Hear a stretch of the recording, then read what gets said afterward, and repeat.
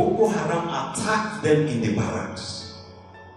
She was pregnant at the time.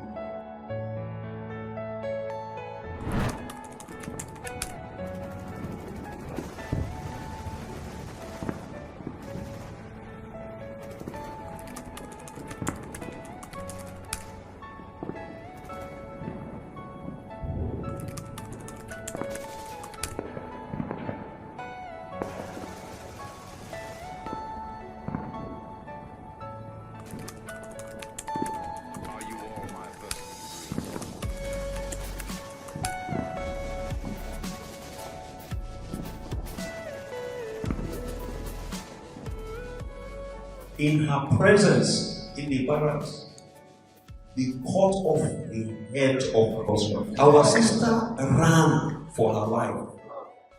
They pursued her with her pregnancy and everything. They used machete to slash her hand. Show the people of God to your hand. They slashed her hand.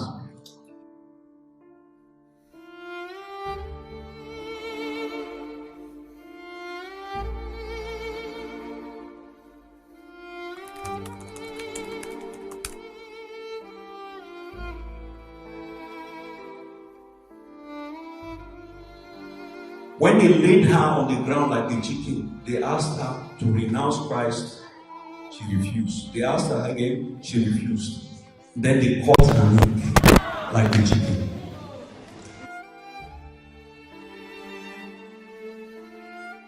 Until they confirmed and concluded that she was dead and left. And she was laid in that condition for 3 days.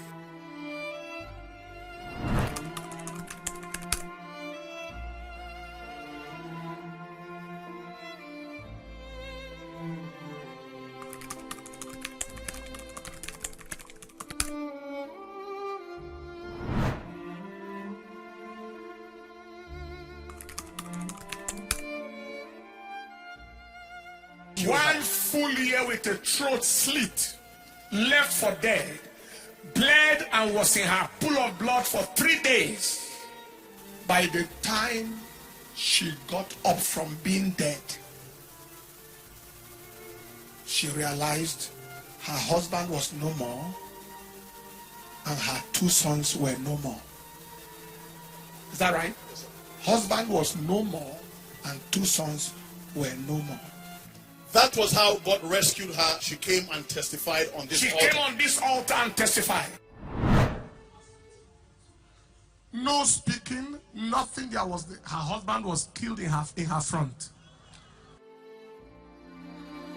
The one she hid in the drum and the one that was under the bed.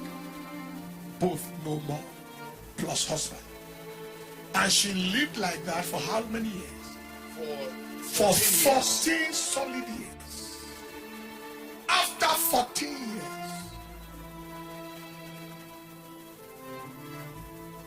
it became confirmed that his son is alive. Yes, sir. Here he is. How old was he when this thing happened? 7, sir. He was 7 years old. What happened? How is he alive? So, the military men that came, thank you, sir, to do away with the corpses, the commander of the team adopted this son because they discovered he found him in the drum. He lived there. A 7-year-old was there for 3 days. So he adopted the son, and I think that is also a credit to the military there. One of the soldiers that came for this mission knows about this family, knows about the woman and her husband. And this boy had lived with the commander for this number of years until the commander retired from active service.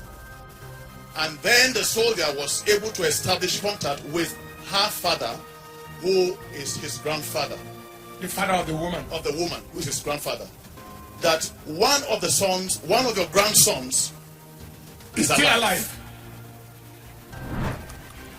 Hey! And after 14 years, just last year, mother was able to be reunited with her son, and she has come to give God praise. It is for her like bringing a child out of the It's dead. resurrection from the dead.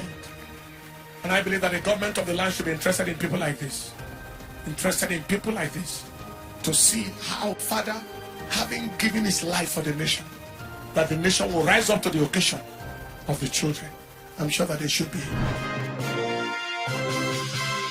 A non-governmental organization has called on the federal government to be committed to humanitarian contacts, tracing of victims affected by insurgency across the country.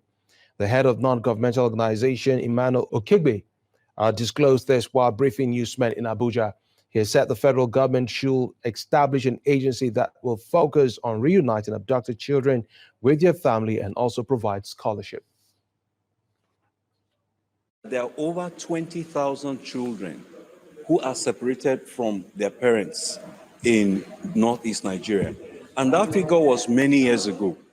There needs to be a dedicated task force helping place children with parents. Now, in this case, it took 12 years before this woman was able to reunite with her son after the rest of her family was wiped out. If we had a proper government commitment and agency focused on reuniting abducted children or orphans with families, this would not have happened. 14 years after you thought your husband is gone, children are gone.